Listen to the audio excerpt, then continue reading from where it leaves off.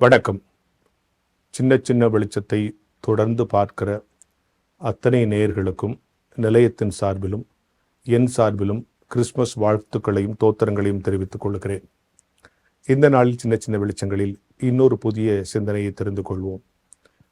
Christmas சமயங்களில் எல்லா கடைகளிலும் பல்வேறு விதமான வியாபாரங்கள் வேகமாக நடைபெறும். கிறிஸ்மஸ் காலங்களில் அல்ல, எல்லா பண்டிகை நாட்களிலும் வழக்கமாக இருக்கிற கடை தெருவு கூடுதலாக மக்களால் நிரம்பி வழியும். காவலர்கள் எல்லாம் ஒழுங்குபடுத்துவார்கள். உதாரணத்திற்கு நான் வசிக்கிற புரசைவாக்கம் பகுதியில் தீபாவளி கிறிஸ்மஸ் நேரங்களில் தெருவில் நம்ம நடக்கவே முடியாது. அந்த அளவுக்கு கூட்டங்கள் இருக்கும்.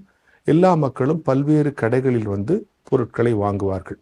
எல்லா கடைகளிலும் கிறிஸ்தவர்களுக்கும் பண்டிகை கொண்டாடுகிற எல்லோருக்கும் தேவையான எல்லா பொருட்களும் கிடைக்கும். சரி, ஆனால் அந்த பண்டிகை கொண்டாட்டங்கள் அந்த கடைகள்லாம் நீங்கள் பார்த்தீங்கன்னா கடை பேர் அப்படியே இருக்கும், கடை பார்க்கறதுக்கான தோற்றம் அப்படியே இருக்கும். ஒவ்வொரு பண்டிகைக்கும் ஏற்ற விதமான சில அடையாளங்களை அன்னைக்கு கடையில் வச்சுருப்பாங்க. கிறிஸ்மஸ் டைமில் போனால் எல்லா கடைகள்லையும் ஒரு கிறிஸ்மஸ் தாத்தா நிற்பார். நீங்கள் பொங்கல் டைமில் போனீங்கன்னா எல்லா இடத்துலையும் ஒரு பொங்கல் ஒரு கரும்பு வச்சுருப்பாங்க. அவர்கள் யாரும் அந்த சமயத்தை சார்ந்தவர்களாக இல்லை என்று சொன்னாலும் கூட அந்தந்த பண்டிகைக்கு ஏற்ற பேனரை அல்லது ஒரு ஃப்ளெக்ஸை அல்லது ஒரு லோகோவை அங்கே வைப்பது என்பது அது ஒரு வணிக யுக்தி இல்லையா? அந்த கடையை ஈர்ப்பதற்காக அவர்கள் வணிகர்கள் தங்கள் வியாபாரத்துக்காக செய்வது.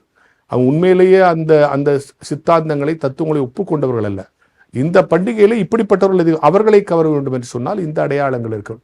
கொஞ்ச நாள் பார்த்தீங்கன்னா அந்த அடையாளம் போயிட்டு அந்த சீசனுக்கு என்ன பண்டிகையோ அந்த அடையாளம் இருக்கும்.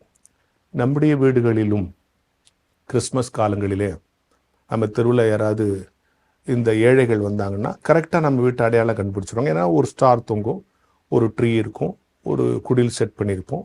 பார்த்தோன்னா அவங்களுக்கு கிறிஸ்மஸ் தெரிஞ்சிடும். அந்த அடையாளங்கள் கொஞ்ச நாள் கழிச்சு அந்த அடையாளத்தை நாம் எடுத்துருவோம். எப்படி வணிகர்கள் அடையாளங்களை மாற்றி விடுகிறார்கள். ஆனால் கிறிஸ்மஸின் உண்மையான உட்பொருளை புரிந்து கொள்ளாமல் கிறிஸ்மஸ் நேரங்களில் மட்டும் இந்த அடையாளங்களை எல்லாம் வைத்திருந்தால் நமக்கும் அந்த வணிகர்களுக்கும் வித்தியாசம் இல்லை. அவர்கள் வணிகத்திற்காக அவ்வப்பொழுது சில அடையாளங்களை வைக்கிறார்கள், மக்களை ஈர்ப்பதற்காக. நாமும் கிறிஸ்மஸ் சமயத்தில் நாங்களும் கிறிஸ்தவங்க தான் காட்டுறதுக்கு ஒரு ஸ்டாரையும் ஒரு குடிலையும் ஒரு ட்ரீயும் வைக்கிறதில்லை. எப்பொழுதும் உங்கள் வீடு கிறிஸ்தவ வீடு என்பதை சமூகத்திற்கு அடையாளப்படுத்தி கொண்டே இருந்தால்தான் நீங்கள் கொண்டாடுகிற கிறிஸ்மஸ் உண்மையான அர்த்தமுள்ள கிறிஸ்மஸாக இருக்கும். இப்போ உங்கள் மனசுக்குள்ள ஒரு கேள்வி வருது, அப்போ நாங்கள் என்ன பண்ணணும்? எப்போவுமே ட்ரீயை வைக்கணுமா, குடிலை வைக்கணுமா, ஸ்டாரை கட்டணுமான்னு? இல்லை, எப்பொழுதும் உங்கள் வீட்டில் நீங்கள் யோசித்து பாருங்களேன். கிறிஸ்மஸ் நேரத்தில் பல ஏழைகள் வருவாங்க. கரெக்டாக நம்ம வீட்டை கண்டுபிடிச்சிருவாங்க. கண்டுபிடிச்சிட்டு நம்மக்கிட்ட அம்மா சாமி ஏதாவது போடுங்கன்னு கேட்க மாட்டாங்க. அந்த டைமில் நேரத்தில் நம்ம சொல்லுவாங்க ஒரே வார்த்தை, sir Christmas sir, Christmas sir. நமக்கு என்ன மறந்து போச்சா?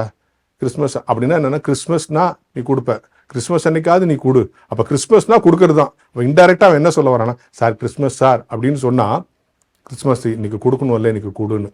எனவே கிறிஸ்மஸ் அப்பொழுது கொடுப்பவர்களாக, கிறிஸ்மஸ் அப்போது நேசிப்பவர்களாக, கிறிஸ்மஸ் அப்போது மட்டும் கிறிஸ்தவர்களாக இல்லாமல் எப்பொழுதும் கிறிஸ்தவர்களாக இருக்க வேண்டும் என்கிற சிந்தனையோடு இந்த நாளை தொடங்குவோம்.